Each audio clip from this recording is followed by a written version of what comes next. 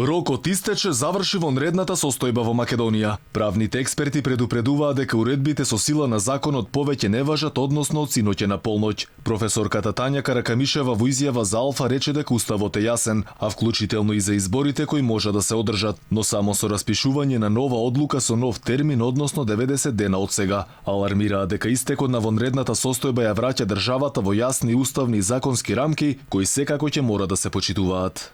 Сите уредби со законска сила важат до моментот на престанокот на вонредната состојба. Тоа практично значи дека што немаме вонредна состојба, престануваат со важност и уредбите со законска сила. Од тука, сите оние уредби кои што се однесуваат на прашања врзани со изборниот процес, престануваат да важат.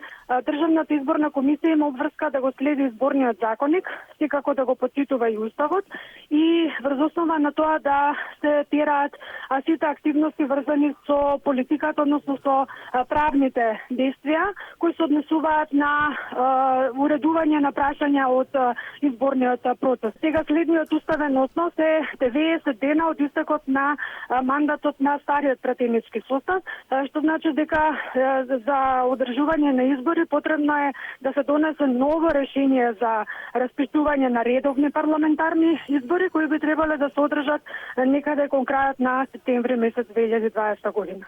Професорката Гордана Силјановска-Давкова пак ја подсетува Државната изборна комисија на членот 31 од изборниот законник, според кој ДИК се грижи за законитоста во подготовка и спроведување на изборите во согласно со овој законник. Тие нема да се одржат во вонредна, туку во нормална состојба, а во неа вели е нормално да важи изборниот законник. Го охрабрувам Уставниот суд да иницира постапка за кршење на законската постапка од страна на Државната изборна комисија, доколку реши да постапува спротивно на изборниот законник, а согласно уредбата со законска сила за прашања поврзани со изборниот процес и уредбата за дополнување на уредбата за законска сила за прашања поврзани со изборите. Во меѓувреме Уставен суд вели дека важењето на владините уредби завршува со прекинот на вонредната состојба. Според член 126 став 1 од Уставот, при постоење на воена или вонредна состојба, владата во согласно со Уставот и со закон донесува уредби со законска сила.